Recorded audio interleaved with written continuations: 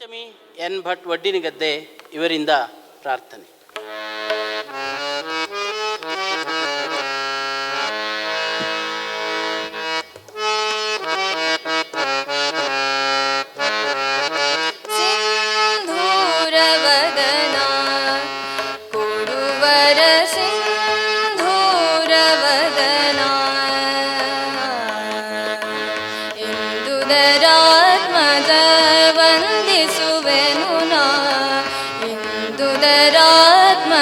ವಂದಿಸುವೆನು ನಾ ಸಿಂಧೂರವದನ ಕೊಡುವರ ಸಿಂಧೂರವದನ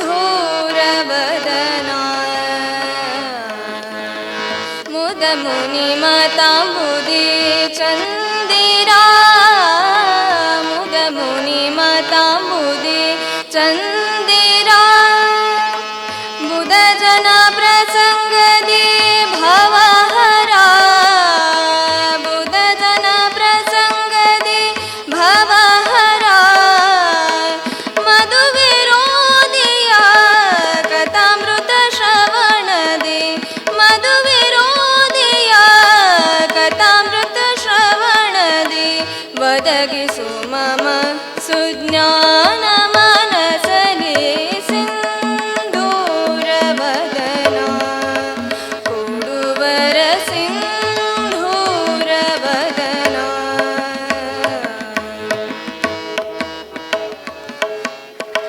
ಭಜಕರ ಮನೋರಥ ಪೂರಕ ಭಜಕರ ಮನೋರಥ ಪೂರಕ ಸುಜನರ ಭವಂಬುದಿ ತಾರಕ ಸುಜನರ ಭವಂಬುದಿ ತಾರಕ ವಿಜಯ ಸಾರಥಿಯ ಭಜನೆಯ ಮಾಡಿಸೋ ವಿಜಯ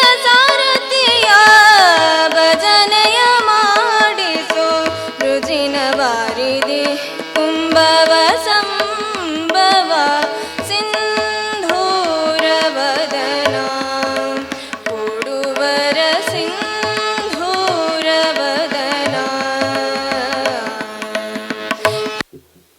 ಎಲ್ಲರಿಗೂ ತಿಳಿದಿರುವ ಹಾಗೆ ಹುಲಿಮನೆ ಸೀತಾರಾಮ ಶಾಸ್ತ್ರಿಗಳ ನೆನಪಿನಲ್ಲಿ ನಾವು ಪ್ರತಿ ವರ್ಷ ನಾಟಕೋತ್ಸವವನ್ನು ಆಚರಿಸ್ತಾ ಇದ್ದೇವೆ. ಮಕ್ಕಳ ರಂಗ ತರಬೇತಿ ಶಿಬಿರವನ್ನು ನಡೆಸ್ತಾ ಇದ್ದೇವೆ. ಹಾಗೂ ಪ್ರತಿ ವರ್ಷ ಒಂದೊಂದು ಹೊಸ ನಾಟಕವನ್ನು ಆಯ್ದುಕೊಂಡು ಪ್ರಥಮ ಪ್ರದರ್ಶನವನ್ನು ಈ ಶಂಕರ ಮಠದಲ್ಲಿ ನೀಡಿ ಆಮೇಲೆ ನಮಗೆ ಎಲ್ಲೆಲ್ಲಿ ಸಾಧ್ಯವೋ ಅಲ್ಲಲ್ಲಿ ರಾಜ್ಯದಾದ್ಯಂತ ಪ್ರದರ್ಶನಗಳನ್ನು ನೀಡ್ತಾ ಬರ್ತಾ ಇದ್ದೇವೆ. ಅದೇ ರೀತಿ ನಾವು ಈ ವರ್ಷ ಆಯ್ಕೆ ಮಾಡಿಕೊಂಡಿದ್ದು ಗಂಗಾಧರ್ ಕೊಳ್ಗೆಯವರ ಗಾಂಜಾ ಗ್ಯಾಂಗ್ ಕಾದಂಬರಿ ಆಧಾರಿತ ನಾಟಕವನ್ನು. ಗಂಗಾಧರ್ ಕೊಳ್ಗೆಯವರು ಕತ್ಲೆಕಾನು ಮತ್ತು ಗಾಂಜಾ ಗ್ಯಾಂಗ್ ಎಂಬ ಎರಡು ಕಾದಂಬರಿಯನ್ನು ಬರೆದಿದ್ದಾರೆ. ಯಾನ ಕಾಡಂಚಿನ ಕಥೆಗಳು ಸಮಯದ ನಿಜ ಸೇರಿದಂತೆ 10 ಕೃತಿಗಳನ್ನು ರಚಿಸಿದ್ದಾರೆ. ಅದರಲ್ಲಿ ನಾವೀಗ ಆಯ್ಕೆ ಮಾಡಿಕೊಂಡಿದ್ದು ಗಾಂಜಾ ಗ್ಯಾಂಗ್. ವರದಿಗಾರರು ಮಿತ್ರರು ಆಗಿರುವ ಶ್ರೀಯುತ ಗಂಗಾಧರ್ ಕೊಳ್ಗೆಯವರನ್ನು ನಿಮ್ಮೆಲ್ಲರ ಪರವಾಗಿ ಪ್ರೀತಿಯಿಂದ ಸ್ವಾಗತಿಸ್ತಾ ಇದ್ದೇನೆ. ಈ ಕಾದಂಬರಿಯನ್ನು ನಾಟಕವನ್ನಾಗಿಸಲು ಬಹಳ ಕಷ್ಟಕರವಾದಂಥ ವಿಷಯ. ಇದನ್ನು ಸುಲಭ ಮಾಡಿಕೊಟ್ಟವರು ಸಾಹಿತಿಗಳಾದ ಶ್ರೀಯುತ ಸುಬ್ರಾಯ ಮುತ್ತಿಹಳ್ಳಿಯವರು. ಇವರು ದ್ರೌಪದಿ ಬಿಚ್ಚಿದ ತುರುಬುಗಳು ಕವನ ಸಂಕಲನ, ಮಣ್ಣ ಗೋರಿಯ ಮೇಲೆ ಲೇಖನಗಳ ಸಂಗ್ರಹ, ಡಾಕ್ಟರ್ SL ಭೈರಪ್ಪನವರ ಸಾರ್ಥ ಕಾದಂಬರಿಯನ್ನು ಹವ್ಯಕ ಭಾಷೆಗೆ ಭಾಷಾಂತರಿಸಿದ್ದಾರೆ. ಈ ಗಾಂಜಾ ಗ್ಯಾಂಗ್ ಕಾದಂಬರಿಯನ್ನು ನಾಟಕವನ್ನಾಗಿಸಿ ನಮಗೆ ನೀಡಿದ್ದಾರೆ. ನಿಮ್ಮೆಲ್ಲರ ಪರವಾಗಿ ಶ್ರೀಯುತರನ್ನು ಪ್ರೀತಿಯಿಂದ ಸ್ವಾಗತಿಸ್ತಾ ಇದ್ದೇನೆ. ಅದೇ ರೀತಿ ಸಾಹಿತ್ಯಾಸಕ್ತರು, ರಂಗಾಸಕ್ತರು ಹಾಗೂ ಕನ್ನಡ ಸಾಹಿತ್ಯ ಪರಿಷತ್ತಿನ ಅಧ್ಯಕ್ಷರಾಗಿರುವ ಶ್ರೀಯುತ ಚಂದ್ರಶೇಖರ್ ಕುಂಬಿರಗದ್ದೆ ಅವರನ್ನು ದಯಮಾಡಿ ಈ ಕಾರ್ಯಕ್ರಮಕ್ಕೆ ಬನ್ನಿ ಅಂತ ಆಮಂತ್ರಿಸಿದೆವು. ನಮ್ಮ ಆಮಂತ್ರಣಕ್ಕೆ ಪ್ರೀತಿಯಿಂದ ಆಗಮಿಸಿದ್ದಾರೆ. ಅವರನ್ನು ಸಹ ನಿಮ್ಮೆಲ್ಲರ ಪರವಾಗಿ ಪ್ರೀತಿಯಿಂದ ಸ್ವಾಗತಿಸ್ತೇನೆ.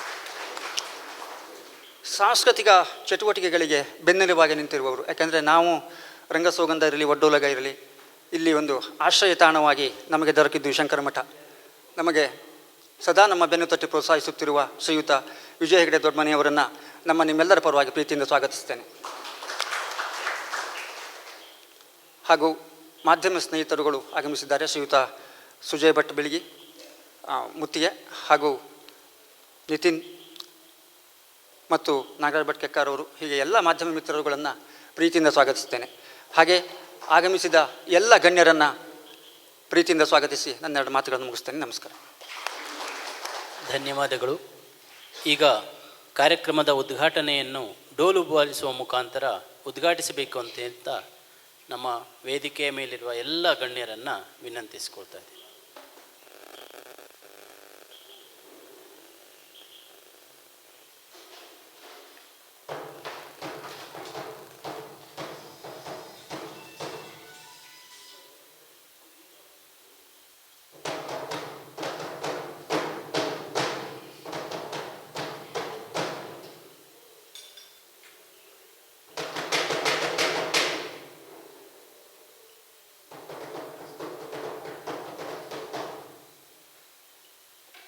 ಧನ್ಯವಾದಗಳು. ಸಾಹಿತಿಗಳಾದಂತಹ ಈ ನಾಟಕದ ರಂಗರೂಪವನ್ನು ನೀಡಿರುವಂತಹ ಶ್ರೀ ಸುಬ್ರಾಯ ಮತ್ತಿಹಳ್ಳಿಯವರು ಕಾರ್ಯಕ್ರಮವನ್ನು ಉದ್ದೇಶಿಸಿ ಮಾತುಗಳನ್ನಾಡಬೇಕು ಅಂತ ಹೇಳಿ ಕೇಳ್ಕೊಳ್ತೇನೆ.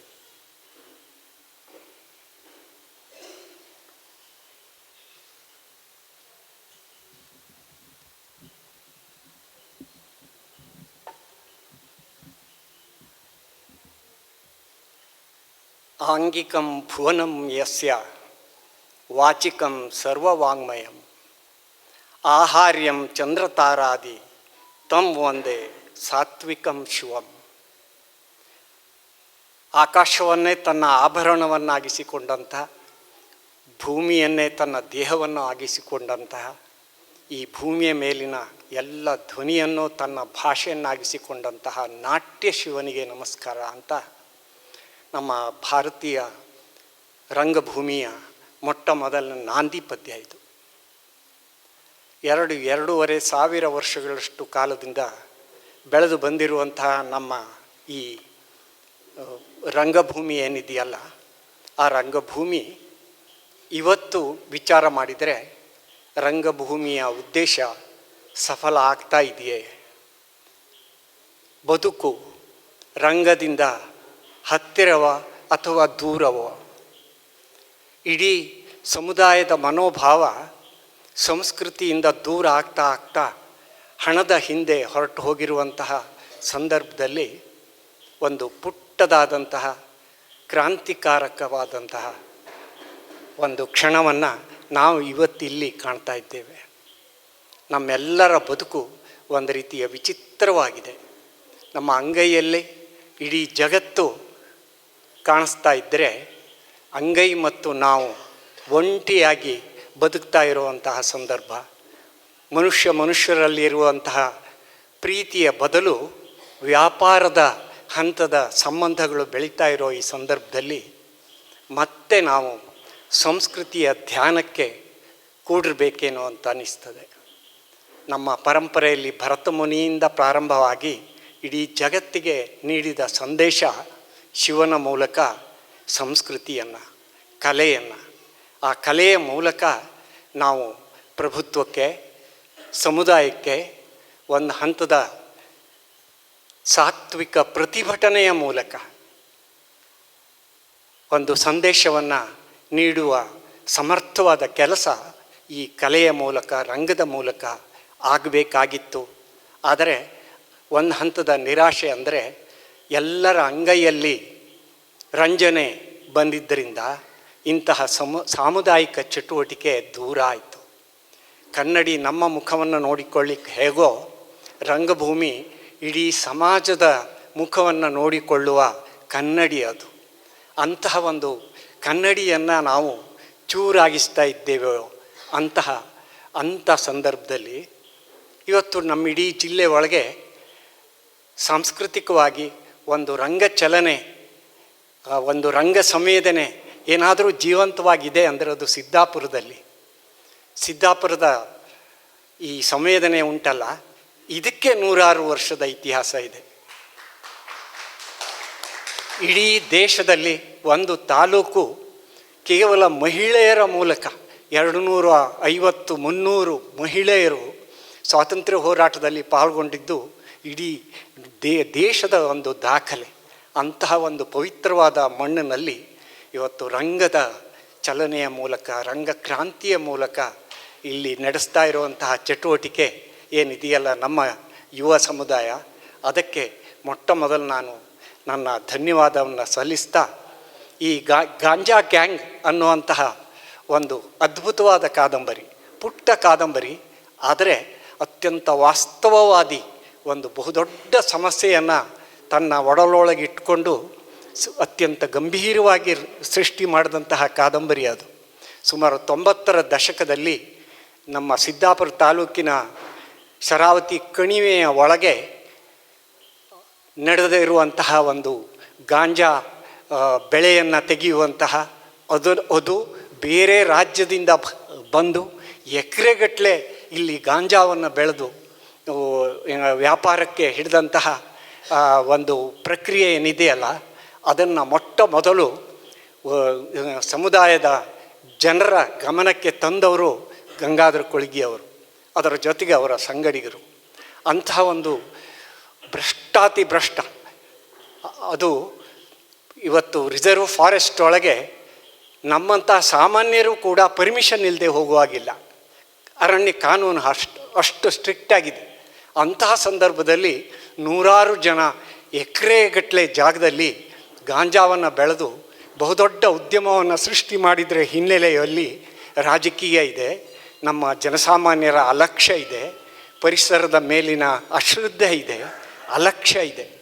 ಇಷ್ಟೆಲ್ಲ ನಡೆದು ಈ ಕೋಟ್ಯಾಂತರ ರೂಪಾಯಿ ವ್ಯವಹಾರ ಇವತ್ತು ನಮ್ಮಂತಹ ಒಂದು ಪುಟ್ಟ ತಾಲೂಕಿನ ಒಂದು ಕಣಿವೆ ಒಳಗೆ ನಡೆದಂತಹ ಘಟನೆಯನ್ನು ಇವತ್ತು ಗಂಗಾಧರ ಕೊಳಗಿ ಒಂದು ಕಾದಂಬರಿಯ ಸ್ವರೂಪದಲ್ಲಿ ಅದನ್ನು ತಂದಿದ್ದಾರೆ. ಕೇವಲ ಬೆಳೆದಿದ್ದಷ್ಟೇ ಅದರ ಆಯಾಮ ಅಲ್ಲ, ಗಾಂಜಾದ ಮೂಲಕ ಅವರು ಸೃಷ್ಟಿಸಿದಂತಹ ಒಂದು ವ್ಯಾಪ್ತಿಯನ್ನುಂಟಲ್ಲ, ಅದು ನಮ್ಮನ್ನೇ ನಾವು ಮೈಪರಿಚಿಕೊಳ್ಳುವಂತಹ ಸ್ಥಿತಿಗೆ ನಮ್ಮನ್ನು ತಂದೊಡ್ಡುತ್ತದೆ. ಇಲ್ಲಿ ಪ್ರಭುತ್ವದ ಪಾಲುದಾರಿಕೆ ಇದೆ, ನಮ್ಮಂಥ ಜನಸಾಮಾನ್ಯರ ಪಾಲುದಾರಿಕೆ ಇದೆ, ಅದರ ಜೊತೆಗೆ ದೊಡ್ಡ ಕೋಟ್ಯಾಂತರ ರೂಪಾಯಿ ಭ್ರಷ್ಟತೆ ಇದೆ. ಇಂತಹ ಒಂದು ಭ್ರಷ್ಟ ಚಟುವಟಿಕೆಯ ಹಿನ್ನೆಲೆ ಒಳಗೆ ಸೃಷ್ಟಿಯಾದಂತಹ ಈ ಗಾಂಜಾ ಗ್ಯಾಂಗ್ ಕಾದಂಬರಿಯನ್ನು ಉಂಟಲ್ಲ, ಇದು ಎಲ್ಲರೂ, ಅದರಲ್ಲಿಯೂ ನಾವು ಈ ಶರಾವತಿ ಕಣಿವೆ, ಅಘನಾಶಿನಿ ಕಣಿವೆ, ಬೇಡ್ತಿ ಕಣಿವೆಯಲ್ಲಿರುವಂತಹ ಜನರೆಲ್ಲರೂ ಓದಲೇಬೇಕಾದಂತಹ ಒಂದು ಅದ್ಭುತವಾದ ಕಾದಂಬರಿ. ಅಂತಹ ಒಂದು ಕಾದಂಬರಿಯ ನಾಟಕ ರೂಪಾಂತರವನ್ನು ಮಾಡುವ ಒಂದು ಯೋಗ ನನಗೆ ಬಂದಿತ್ತು. ನನ್ನ ಮಿತಿಯೊಳಗೆ ಅದನ್ನು ನಾಟಕವಾಗಿ ರಂಗರೂಪಕ್ಕೆ ಸಿದ್ಧಗೊಳಿಸಿದ್ದೆ. ಆದರೆ ಅದಕ್ಕೆ ನಿಜವಾದ ಹಕ್ಕುದಾರ ನಾಟಕದ ನಿರ್ದೇಶಕ, ರಂಗಪಠ್ಯದ ನಿಜವಾದ ಹಕ್ಕುದಾರ ರಂಗ ನಿರ್ದೇಶಕ. ಹಾಗಾಗಿ ನಿರ್ದೇಶಕನ ಭಾಷೆ ಹೇಗಿದೆ, ಒಂದು ಕಾದಂಬರಿಕಾರನ ಕೂಗಾದರೆ, ರಂಗಪಠ್ಯದ ಕೂಗು ನಂದಾದರೆ ಅದಕ್ಕಿಂತ ಅಪೂರ್ವವಾದ, ಸೂಕ್ಷ್ಮವಾದ ಮತ್ತು ಅರ್ಥವತ್ತಾದ ಕೂಗು ರಂಗ ನಿರ್ದೇಶಕನದು. ಈ ಎಲ್ಲ ಹಿನ್ನೆಲೆ ಒಳಗೆ ನಮಗಿಬ್ಬರಿಗೂ, ಗಂಗಾಧರರವರಿಗೂ ನಮಗೂ ಇಬ್ಬರಿಗೂ ಕೂಡ ಕುತೂಹಲ ಇದೆ. ಈ ಗಾಂಜಾ ಗ್ಯಾಂಗ್ ನಮಗೆ ಎಷ್ಟು ಅಮಲನ್ನು ಏರಿಸಬಹುದು, ನಮ್ಮೊಳಗೆ ನಮ್ಮನ್ನು ನಾವೇ ಆತ್ಮವಿಮರ್ಶೆ ಮಾಡಿಕೊಳ್ಳುವ ಪ್ರಕ್ರಿಯೆಯ ಹಿನ್ನೆಲೆಯಲ್ಲಿ ಅದು ಎಷ್ಟರ ಮಟ್ಟಿಗೆ ಕೆಲಸ ಮಾಡ್ಬೋದು ಅನ್ನೋ ಕುತೂಹಲ ನನಗಿದೆ. ಇವತ್ತು ಇದು ಮಾತಿನ ಮಂಟಪ ಅಲ್ಲ, ಇದು ಮೌನದ ಮಂಟಪ. ಯಾಕೆಂದರೆ ಈ ಮಾತುಗಳ ನಡುವೆ ಇರುವ ಮೌನ ಇದೆಯಲ್ಲ, ಆ ಮೌನಕ್ಕೆ ಮಾತಿನಕ್ಕಿಂತ ಜಾಸ್ತಿ ಅರ್ಥ ಇದೆ, ಸೂಕ್ಷ್ಮತೆ ಇದೆ, ಧ್ಯಾನ ಇದೆ. ಈ ಎಲ್ಲ ಹಿನ್ನೆಲೆಯಲ್ಲಿ ಈ ನಾಟಕಕ್ಕೆ, ಈ ನಾಟಕದ ರಚನಾಕಾರರಿಗೆ, ಕಾದಂಬರಿ ರಚನಾಕಾರರಿಗೆ ಮತ್ತು ನಾಟಕದ ಮಿತ್ರ ಮಂಡಳಿ, ನಾಟಕದ ಸುಗಂಧವನ್ನು ಬೀರ್ತಾ ಇರುವಂತಹ ರಂಗ ಸೌಗಂಧ, ಇವರೆಲ್ಲರಿಗೂ ಸಹಕಾರ ಕೊಡ್ತಾ, ನಮ್ಮೆಲ್ಲರ ತಪ್ಪುಗಳನ್ನು ಕ್ಷಮಿಸ್ತಾ, ಕಲಾ ಪ್ರಕ್ರಿಯೆಗೆ ಅದ್ಭುತವಾದಂತಹ ಸಹಕಾರವನ್ನು ಕೊಡ್ತಾ ಇರೋ ತಮಗೆಲ್ಲರಿಗೂ ಹೃತ್ಪೂರ್ವಕವಾದ ಕೃತಜ್ಞತೆಯನ್ನು ಅರ್ಪಿಸಿ ನನ್ನ ಮಾತನ್ನು ಮುಗಿಸ್ತೇನೆ. ಎಲ್ಲರಿಗೂ ನಮಸ್ಕಾರ. ಧನ್ಯವಾದಗಳು. ಸಿದ್ದಾಪುರ ತಾಲೂಕು ಕನ್ನಡ ಸಾಹಿತ್ಯ ಪರಿಷತ್ತಿನ ಅಧ್ಯಕ್ಷರಾಗಿರುವಂತಹ ಶ್ರೀ ಚಂದ್ರಶೇಖರ್ ನಾಯ್ಕ್ ಕುಮರಿಗದ್ದೆಯವರು 4 ಮಾತುಗಳನ್ನ ಆಡಬೇಕು ಅಂತೇಳಿ ಕೇಳ್ಕೊಳ್ತೀನಿ.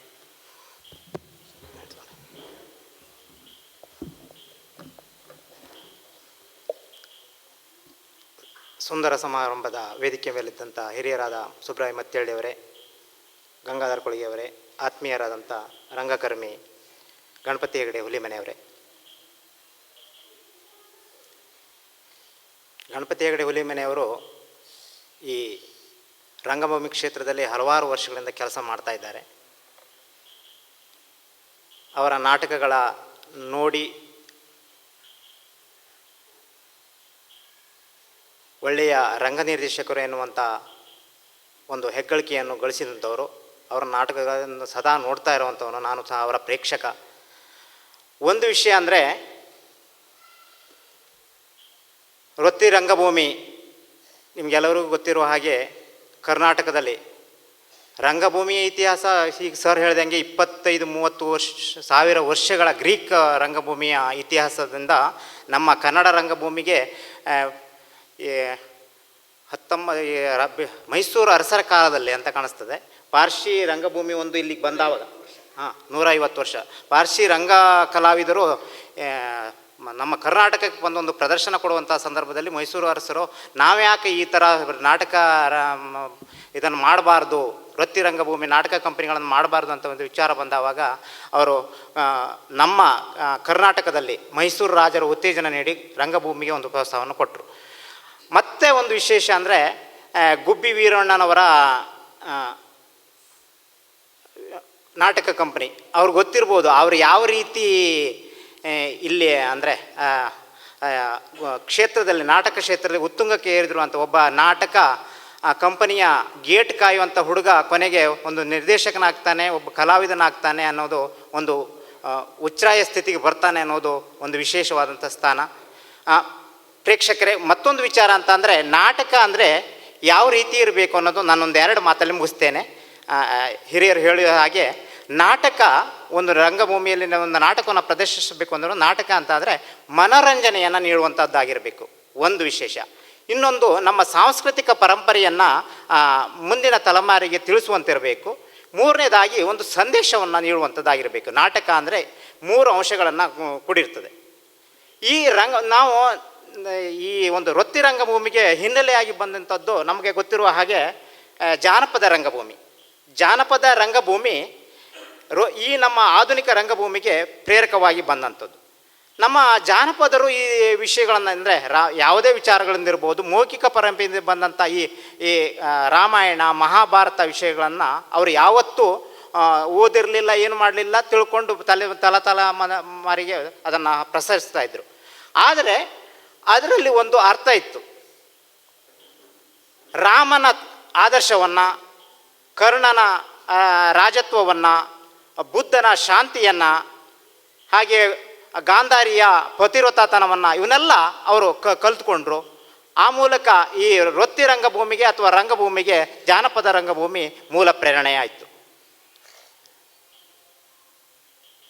ಆತ್ಮೀಯರೇ, ಈ ಒಂದು ಕ್ಷೇತ್ರದಲ್ಲಿ ನಾನು ಮೊದಲೇ ಹೇಳಿದ ಹಾಗೆ ಮತ್ತೊಂದು ವಿಷಯ ಅಂತ ಅಂದರೆ, ಈ ಒಂದು ಗಾಂಜಾ ಗ್ಯಾಂಗ್ ಎಂದು ಒಂದು ಕಾದಂಬರಿಯನ್ನು ನಮ್ಮ ಹಿರಿಯರಾದಂಥ ಸುಬ್ರಾಯ ಮತ್ತೇಳಿಯವರು ರಂಗರೂಪಕ್ಕೆ ತಂದಿದ್ದಾರೆ.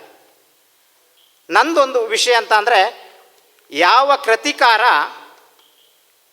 ತನ್ನ ಕಾದಂಬರಿಯಲ್ಲೋ ಅಥವಾ ಕೃತಿಯಲ್ಲೋ ಯಾವ ಆಶಯವನ್ನು ಇಟ್ಕೊಳ್ತಾನೋ ಆ ಆಶಯಕ್ಕೆ ಭಂಗ ಬರದ ಹಾಗೆ ರೂಪಾಂತರಿಸೋದು ಇರ್ಬೋದು, ರಂಗ ನಿರ್ದೇಶಕರು ಮಾಡ್ಬೋದು. ಅದನ್ನು ಮಾಡಬೇಕು. ಅವರಿಗೆ ನ್ಯಾಯವನ್ನು ಕೊಡುವಂಥ ಕೆಲಸವನ್ನು ಮಾಡಬೇಕು. ಹಾಗಾದಾಗ ಮಾತ್ರ ಈ ಒಂದು ಇದಕ್ಕೆ ಅವರಿಗೆ ಬೆಲೆ ಕೊಟ್ಟಂಗೆ ಆಗ್ತದೆ. ಒಂದು ಈ ನಾಟಕಕ್ಕೆ ಹೆಚ್ಚಿನ ಮಹತ್ವ ಬರ್ತದೆ. ಆ ನಿಟ್ಟಿನಲ್ಲಿ ಈ 3 ಜನ ಸಹ ಈ ನಿಟ್ಟಿನಲ್ಲಿ ಕೆಲಸ ಮಾಡಿದ್ದಾರೆ. ಅವರ ಪ್ರಯತ್ನ ಇನ್ನೂ ಸಫಲವಾಗ್ತದೆ, ನಾಟಕ ಯಶಸ್ವಿ ಆಗ್ತದೆ ಅಂತ ಹೇಳಿ ನನ್ನ ಮಾತನ್ನು ಮುಗಿಸ್ತೇನೆ. ನಮಸ್ಕಾರ.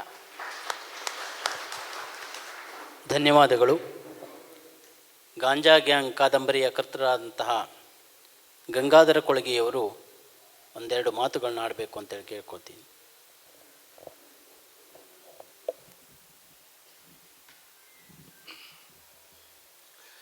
ಎಲ್ರಿಗೂ ನಮಸ್ಕಾರ.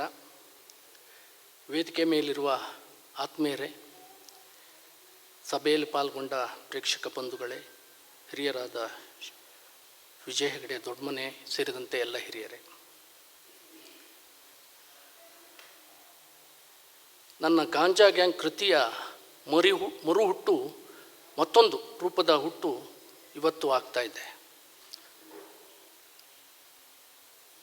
ನನಗೆ ನಿಜಕ್ಕೂ ಕಳೆದ 30 ವರ್ಷದ ಹಿಂದಿನ ಅನುಭವವನ್ನು ಮತ್ತೊಮ್ಮೆ ನನ್ನೊಳಗೆ ನಾನು ನೆನಪು ಮಾಡಿಕೊಳ್ಳುವಂಥ ಸಂದರ್ಭ ಇದು. ನಾನು ಕಾದಂಬರಿಯ ಕುರಿತಾಗಿ, ವಸ್ತುವಿನ ಕುರಿತಾಗಿ ಯಾವುದೂ ಮಾತನಾಡುವುದಿಲ್ಲ. ಈ ಕಾದಂಬರಿಯನ್ನು ರಂಗರೂಪಕ್ಕೆ ತಂದ ಸುಬ್ರಾಯ ಮತ್ತಿಹಳ್ಳಿಯವರ ಆ ಸ್ಕ್ರಿಪ್ಟನ್ನು ಓದಿದ್ದೇನೆ. ಬಹಳ ಉತ್ತಮವಾಗಿ ನನ್ನ ಆಶಯಕ್ಕಿಂತ ಮಿಗಿಲಾಗಿ ಅತ್ಯುತ್ತಮವಾಗಿ ರೂಪುಗೊಂಡಿದೆ. ಹಾಗೆ ಗೆಳೆಯ ಗಣಪತಿಯವರು ನಿರ್ದೇಶನ ಮಾಡ್ತಾ ಇದ್ದಾರೆ. ಪ್ರಾಯಶಃ ಅವರು ಕೂಡ ಆ ನಿಟ್ಟಿನಲ್ಲೇ ಈ ನಾಟಕವನ್ನು ಯಶಸ್ವಿಗೊಳಿಸುತ್ತಾರೆ ಎನ್ನುವ ನಂಬಿಕೆ ಇದೆ.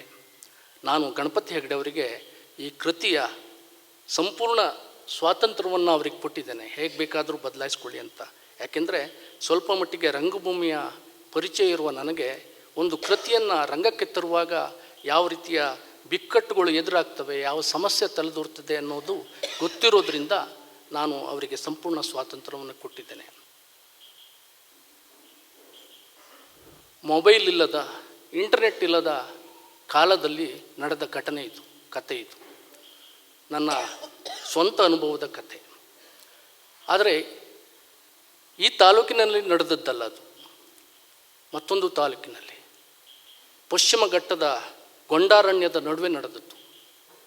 ಬಹುತೇಕ ಜನರಿಗೆ ಕಾಡು ಅನ್ನೋದು ನಾವು ಸುತ್ತಮುತ್ತ ನೋಡ್ತೀವಲ್ಲ, ನಮ್ಮ ಬೆಟ್ಟ ಗುಡ್ಡ ಇದು ಮಾತ್ರ. ಆದರೆ ನೀವು ಪಶ್ಚಿಮ ಘಟ್ಟದಲ್ಲಿ ಸಂಚಾರ ಮಾಡಿದರೆ, ಓಡಾಡಿದರೆ ಆ ಅರಣ್ಯದ ಒಂದು ಚಿತ್ರಣ ನಮಗೆ ದೊರಕ್ತದೆ. ಎಂ ಬಿ ನಾಯಕ್ ಕಡ್ಕರಿ ಅವರು ಇಲ್ಲಿದ್ದಾರೆ.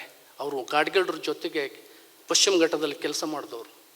ಕಾಡು ಹೇಗಿರ್ತದೆ ಅಂದರೆ ಅಲ್ಲಿ ಬಹುತೇಕ ಜನರಿಗೆ ಗೊತ್ತಿರ್ಬೋದು, ಒಂದು ಮಾರಿನಾಚೆ ಏನು ಅಂತ ಕಾಣೋದಿಲ್ಲ, ಅಷ್ಟು ದಟ್ಟವಾಗಿರ್ತದೆ ಕಾಡು.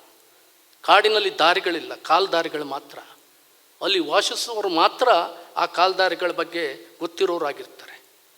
ನಾವು ಪೇಟೆಯಲ್ಲಿ ಕೂತು ಕಾಡನ್ನು ಕಲ್ಪಿಸ್ಕೊಳ್ಳೋ ಹಾಗಿಲ್ಲ. ಆದರೆ ದುರಂತ ಏನಾಗಿದೆ ಅಂದರೆ, ನಾಡಿಗೂ ಕಾಡಿಗೂ ವ್ಯತ್ಯಾಸ ಇಲ್ಲ. ಕಾಡಿನಲ್ಲಿ ಯಾವ ರೀತಿ ಭ್ರಷ್ಟತನ, ಅಪರಾಧ ಚಟುವಟಿಕೆ ನಡೀತದೆ, ಕಾಡಿನೊಳಗೆ ಅದಕ್ಕಿಂತ ಮಿಗಿಲಾಗಿ ನಡೀತಾ ಇರ್ತದೆ.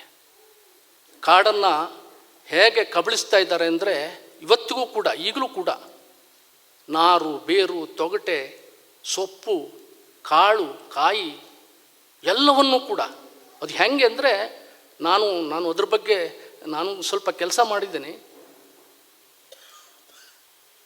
ಲೋಡ್ಗಟ್ಟಲೆ ಹೋಗ್ತದೆ, ಕೋಟಿಗಟ್ಟಲೆ ಹಣ ಇವತ್ತಿಗೂ ಕೂಡ ನಡೀತಾ ಇದೆ. ಆದರೆ ಅದನ್ನು ಸಂಗ್ರಹ ಮಾಡೋವನಿಗೆ ಅದೇನು ಅಂತ ಗೊತ್ತಿಲ್ಲ, ಅದರ ಕೊನೆಗೆ ಎಲ್ಲಿ ಮುಟ್ತದೆ ಅಂತ ನಮಗೆ ಗೊತ್ತಿಲ್ಲ. ಅಂಥ ಒಂದು ಮಾಫಿಯಾ ಇವತ್ತಿಗೂ ಕೆಲಸ ಮಾಡ್ತಾ ಇದೆ. ಈ ಗಾಂಜಾದ ಹಿಂದೆ ಕೆಲಸ ಮಾಡಿದ್ದು ಕೂಡ ಆ ಮಾಫಿಯಾ. ನಾನು ಆ ಕಾಡಿಗೆ ಒಬ್ಬನೇ ಹೋದೆ. ನನಗೆ ಕರ್ಕೊಂಡು ಹೋಗಲಿಕ್ಕೆ 2 ಜನ ಬಂದಿದ್ದರು. ಹೈವೇದಲ್ಲಿ ಇಳಿದು ಹೋಗುವ ದಾರಿಯಲ್ಲಿ ಹೋಗಿಲ್ಲ ನಾವು. ಕಾಡಿನಿಂದ ನಮ್ಮಲ್ಲಿ ತೋಟದ ಮೇಲ್ಗಡೆ ಬೆಟ್ಟದಿಂದ ನಾವು ಮೆಟ್ಟಿಲು ಇಳಿತೀವಲ್ಲ, ಆ ರೀತಿಯ ದಾರಿ. ಆವಾಗ ಒಂಥರ ಹುಂಬತನ, ಒಂಥರ ಧೈರ್ಯ, ಬಂಡ ಧೈರ್ಯ. ಆ ಕಾಡಿಗೆ ನಾನು ಕೇವಲ ಪೆನ್ನು ಮತ್ತು ಕ್ಯಾಮ್ರಾ ಮಾತ್ರ ಇಟ್ಕೊಂಡು ಹೋಗಿದ್ದೆ. ಅಲ್ಲಿ ಹೋದ ನಂತರ ಗೊತ್ತಾಯಿತು, ನಾನು ಕರ್ಕೊಂಡು ಹೋಗೋನು ತೋರಿಸ್ದ, 15 ದಿವಸದ ಹಿಂದೆ ಆ ಮರದ ಬುಡದಲ್ಲಿ ಒಬ್ಬನ ಮರ್ಡರ್ ಆಗಿದೆ ಅಂತ. ನನ್ನ ಪರಿಸ್ಥಿತಿ ಏನಾಗಿರಬೇಡ. ಕರ್ಕೊಂಡು ಹೋದರು. ಆ ಪ್ರದೇಶ ಹೇಗಿತ್ತು ಅಂದರೆ, ಗೊಂಡಾರಣ್ಯ ಒಳಗಡೆ ದಾಟ್ಲಿಕ್ಕೆ ಆಗೋದಿಲ್ಲ. ಅಂದರೆ ಅವ್ರು ತೋರಿಸಿದ್ರು ಫೆನ್ಸಿಂಗ್, ಸುತ್ತಲೂ ಒಂದು ಫೆನ್ಸಿಂಗ್ ಅಂದರೆ ಹೆಂಗೆ ಅಂದರೆ, ಅವು ಕ್ರಿಮಿನಲ್ಗಳು ಭಯಂಕರ ಅವರು ಚಾಲುಗಳಿರ್ತಾರೆ. ಕಾಡನ್ನು ನೈಸರ್ಗಿಕವಾಗಿ ಬೆಳೆಸಿದ್ದಾರೆ. ಕಾಡು ಹೇಗಿದೆ ಅಂತ, ಆ ಕಾಡಿನ ಮಧ್ಯೆ ದೊಡ್ಡ ದೊಡ್ಡ ಮರದ ದಿಮ್ಮಿಗಳನ್ನು ಬೇಲಿ ಥರ ಹಾಕಿದ್ದಾರೆ. ನಿಮ್ಗೆ ಹತ್ತಿರ ಹೋದರೂ ಆಚೆ ಕಡೆ ಒಂದು ಪ್ಲಾಂಟೇಷನ್ ಇದೆ ಅಂತ ಗೊತ್ತಾಗೋದಿಲ್ಲ. ನಾನು ಮರ ಹತ್ತಿ ನೋಡಿದಾಗ ನನಗೆ ಒಂದು 8ರಿಂದ 10 ಎಕರೆ ವಿಶಾಲವಾದ ಜಾಗ, ಕಣಿವೆ ಹೀಗಿರ್ತದಲ್ಲ ಕಣಿವೆ, ಆ ಕಣಿವೆಯಲ್ಲಿ 2 ಪಕ್ಕದಲ್ಲಿ ಗಾಂಜಾ ಗಿಡಗಳನ್ನು ಬೆಳೆದಿದ್ದಾರೆ. ಓಡಾಡ್ತಾ ಇದ್ದರು ಜನ. ನನಗನ್ನಿಸ್ತು ನಾವು 2-3 ಮಂದಿ ಒಳಗಡೆ ಹೋಗಾಗಿಲ್ಲ ಅಂತ. ತಕ್ಷಣ ನನಗೆ ಮಾಹಿತಿ ಕೊಟ್ಟವ್ರನ್ನ, ಅವ್ರ ಮನೆ ಅಲ್ಲಿಂದ 3 ಕಿಲೋಮೀಟ್ರ್ ದೂರ. ಅವರಲ್ಲಿ ಟೆಲಿಫೋನ್ ಇತ್ತು. ಅದು ಕೆಲಸ ಮಾಡ್ತಾಯಿದ್ದರೆ ನಮ್ಮ ಲಕ್ಕು. ಅವ್ರು ಹೋಗಿ ನೀವು ರೇಂಜರ್ ಆಫೀಸಿಗೆ ಫೋನ್ ಮಾಡಿ ನಾವು ಒಂದು 2 ತಾಸು ವೇಟ್ ಮಾಡುವ ಅಂತ ಹೇಳಿ ಅವ್ರು ಹೋಗಿ ಫೋನ್ ಮಾಡಿದ ನಂತರ ನನ್ನ ಹತ್ತಿರದವರೇ, ಪರಿಚಯ ಇಲ್ಲದೆ ಇದ್ದರೂ ಭಾಳ ಹತ್ತಿರದವರು ಅವರಲ್ಲಿ ರೇಂಜರು. ಆಗ ಅಲ್ಲಿ ಲಿಂಗನಮಕ್ಕಿ ಡ್ಯಾಮ್ನಲ್ಲಿ ಕೆಲಸ ನಡೀತಾ ಇತ್ತು. ಆ ಕೆಲಸಗಾರರನ್ನ ಮತ್ತು ಟಿಪ್ಪರ್ನಲ್ಲಿ ಒಂದು 2-3 ಟಿಪ್ಪರ್ನಲ್ಲಿ ಅವ್ರನ್ನೆಲ್ಲ ಸೇರಿ ಬಂದರು. ನಾವೆಲ್ಲ ಒಟ್ಟಾಗಿ ಒಳಗಡೆ ನುಗ್ಗಿದ್ವಿ. ನಾನು ಅದಕ್ಕಿಂತ ಮುಂಚೆ ನಾನು ಒಂದಿಷ್ಟು ಅದನ್ನು ಸ್ಟಡಿ ಮಾಡಿದ್ದೆ. ಆ ಕಾಡಿನಲ್ಲಿ ಹೇಗೆ ಬದುಕ್ತಾರೆ, ಹೇಗೆ ಪ್ಲಾಂಟೇಷನ್ ಮಾಡ್ತಾರೆ ಅಂತ. ಸ್ವಲ್ಪ ಉದ್ದಾಗ್ಬೋದು, ನಾನು ಕತೆ ಹೇಳೋದಿಲ್ಲ, ಆದರೆ ನಿಮ್ಮ ಗಮನಕ್ಕೆ ಅವಿಷ್ಟು ಬರಲಿ ಅಂತ ನಾಟಕಕ್ಕೆ ನೋಡೋಕ್ಕೆ. ಈ ಕ್ರಿಮಿನಲ್ಗಳಿರ್ತಾರಲ್ಲ ಅವ್ರನ್ನ ಜೈಲಲ್ಲಿ ಹಾಕಿರ್ತಾರೆ. ಕೆಲವು ಜನ ವಾರಂಟ್ ಇದ್ದವ್ರು ಆಡ್ಕೊಂಡಿರ್ತಾರೆ. ಆ ಕ್ರಿಮಿನಲ್ಗಳಿಗೆ ಜೈಲ್ ಬ್ರೇಕ್ ಮಾಡಿದವರಿಗೆ ಒಂದು 4-5 ತಿಂಗಳ ಅವ್ರು ಆಡ್ಕೊಳ್ಳಿಕ್ಕೆ ಇದು ಇಂಥ ಪ್ಲಾಂಟೇಷನ್ಗಳ ತಾಣ. ಅವ್ರು ಒಂದು ಸಲ ಅಲ್ಲಿ ಎಂಟರಾಗಿ ಅಲ್ಲಿ ಉಳಿದ್ರು ಅಂದರೆ ಅವ್ರು ಹೊರಗೆ ಹೋಗೋದು ಆ ಗಾಂಜಾ ಗಿಡಗಳನ್ನು ಕಿತ್ತ ನಂತರ. ಅಂದರೆ 4-5 ತಿಂಗಳು ಅಲ್ಲೇ ಕಾಡಿನಲ್ಲೇ. ಅವರಿಗೆ ಎಲ್ಲ ಆಹಾರದ ವ್ಯವಸ್ಥೆ ಎಲ್ಲವೂ ಕೂಡ ಅಲ್ಲೇ ಇರ್ತದೆ. ಅದು ಟೆಂಟ್ ಹಾಕಿ ಉಳಿದು ಬಿಟ್ಟಿರ್ತಾರೆ. ಅದೆಲ್ಲ ವಿಸ್ಮಯ. ಆದರೆ ದುರಂತ ಅಂದರೆ ಆ ಗಾಂಜಾದ ಇಷ್ಟೆಲ್ಲ ಕೋಟಿಗಟ್ಟಲೆ ಹಣ ಹೂಡಿ ಅದು ಬೆಳೆಸ್ತಾ ಇದ್ದವನು ಯಾರು ಅಂತ ಇವತ್ತಿಗೂ ಗೊತ್ತಿಲ್ಲ. ನಮ್ಮಲ್ಲಿ ಇವತ್ತು ನೋಡ್ಬೋದು. ಇವತ್ತು ಒಂದು ರಿಪೋರ್ಟ್ ಇದೆ ನೋಡಿ, ಮೊನ್ನೆ ಏರ್ ಇಂಡಿಯಾ ವಿಮಾನ ಕೆಳಗಿಳಿದದ್ದು ಆ ಪೈಲಟ್ ನಶೆಯಲ್ಲಿದ್ದ ಅಂತ, ಗಾಂಜಾ ನಶೆಯಲ್ಲಿದ್ದ ಅಂತ ಇವತ್ತು ಗೊತ್ತಾಗಿದೆ, ನಿನ್ನೆ ಗೊತ್ತಾಗಿದೆ. ಅಂದರೆ ಅಷ್ಟು ವ್ಯಾಪಕವಾಗಿ ಗಾಂಜಾ ಬೆಳ್ಕೊಬಿಟ್ಟಿದೆ. ಪೇಪರ್ನಲ್ಲಿ ಬರ್ತದೆ ಎಬ್ಬರನ್ನ ನಶೆಯಲ್ಲಿದ್ದವ್ನು ಹಿಡಿದ್ರು ಅಂತ. ನಾನು ಯೋಚನೆ ಮಾಡ್ತೀವಿ, ಯಾಕೆ ಪೊಲೀಸರು ಸೇದ್ದವನು ಮಾತ್ರ ಹಿಡಿತಾರೆ, ಬೆಳೆದವನ್ನ ಯಾಕೆ ಹಿಡಿಯಲ್ಲ, ಮಾರವನ್ನ ಯಾಕೆ ಹಿಡಿಯಲ್ಲ? ಅಂದರೆ ಅದೊಂದು ರಾಕೆಟು. ಮಿನಿಸ್ಟ್ರಿಗೂ ಗೊತ್ತಿರೋದು ಅಲ್ಲ, ಇವರಿಗೆ ಮಾರೋರಿಗೂ ಗೊತ್ತಿರೋದಿಲ್ಲ ಇದೆಲ್ಲಿಂದ ಬರ್ತದೆ ಅಂತ. ಈ ರೇಂಜರ್ ಎಲ್ಲರೂ ಧೈರ್ಯ ಮಾಡಿ ಪೊಲೀಸರು ಅವನ್ನ ಮಾರಾಟಗಾರನ ಹಿಡಿದ್ರು ಅಂದರೆ ಅವ್ರಿಗೆ ಫೋನ್ ಎಲ್ಲೆಲ್ಲಿಂದಲೋ ಬರ್ತದೆ. ಅಂದರೆ ಇಂಥದ್ದೊಂದು ಗಾಂಜಾ ಇದರ ವ್ಯಾಪ್ತಿ ಎಲ್ಲಿದೆ ಅಂತ ನಮಗ್ಯಾರಿಗೂ ಗೊತ್ತಾಗೋದಿಲ್ಲ. ಅದೊಂದು ರೀತಿಯ ಬೇರೆ ಲೋಕದಿಂದ ಬರುವಂಥ ಮೆಸೇಜ್ಗಳು ಇಲ್ಲಿ ಕೆಲಸ ಮಾಡ್ತಾ ಇರ್ತವೆ. ನನ್ನ ಕಾದಂಬರಿಗೂ ಮತ್ತು ಬಹುಶಃ ಇಲ್ಲಿ ಪ್ರದರ್ಶನಗಳಿರೋದಕ್ಕೂ ಕೆಲವೊಂದು ವ್ಯತ್ಯಾಸಗಳಿರ್ಬೋದು. ಯಾತಕ್ಕೆಂದರೆ ಬರಹದಲ್ಲಿನ ರೋಚಕತೆಯನ್ನು ರಂಗದಲ್ಲಿ ಕೊಡೋದು ಕಷ್ಟ.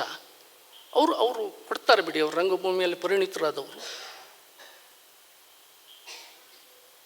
ಹೇಳ್ತಾ ನನಗೆ ಇವತ್ತು ಭಾಳ ಒಂದು ಸಂತೋಷ ಮತ್ತು ಒಂದು ರೀತಿಯ ಆತಂಕದ ಸಂದರ್ಭ. ಯಾಕೆಂದರೆ ಜೀವವನ್ನು ಪಣ ಇಟ್ಟು ನನಗೆ ಅಲ್ಲಿ ಹೋಗುವಾಗ ಗೊತ್ತಿಲ್ಲ, ಬರುವಾಗ ನಾವು ಇಬ್ಬರೇ ಬರ್ತಾ ಇದ್ವಿ. ದಾರಿ ತಪ್ಪೋಯ್ತು. ಆ ಕಾಡಿನಲ್ಲಿ ಕರಡುಗಳಿದ್ದಾವೆ, ಹುಲಿಗಳಿದ್ದಾವೆ, ಕಾಡು ಹಂದಿಗಳಿದ್ದಾವೆ, ಹಾವುಗಳಂತೂ ಬಿಡಿ, ಕಾಲಿಟ್ಟಲ್ಲಿ ಹಾವುಗಳು. ಹೇಗೆ ಬರಬೇಕು ಅದು, ಮತ್ತು ಘಟ್ಟದ ಬುಡದಿಂದ 7 ಕಿಲೋಮೀಟ್ರು ಆ ಮೆಟ್ಟಲುಗಳನ್ನು ಹತ್ಕೊಂಡು ಬರಬೇಕು. ಇದೆಲ್ಲ ಅನುಭವ ಈಗ ಮತ್ತೆ ನೆನಪಾಗ್ತಾಯಿದೆ. ನಮ್ಮ ಕಾಡು ನಾಶ ಆಗ್ತಾಯಿದೆ. ಇವ್ರು ಹೇಳಿದರು, ನಮ್ಮ ಅಲಕ್ಷಣೂ ಇದೆ. ನಿಧಿಗಳ್ರು ಹೆಂಗೆ ಕೆಲಸ ಮಾಡ್ತಿದ್ದಾರೆ ಅಂದರೆ ಇವತ್ತಿಗೂ ಈಗಲೂ ಅವರು ಲ್ಯಾಪ್ಟಾಪ್ ಇಟ್ಕೊಂಡು ಕೆಲಸ ಮಾಡ್ತಾಯಿದ್ದಾರೆ. ಅಂದರೆ ಆ ಪರಿಕರಗಳನ್ನು ಬಳಸ್ಕೊಂಡು.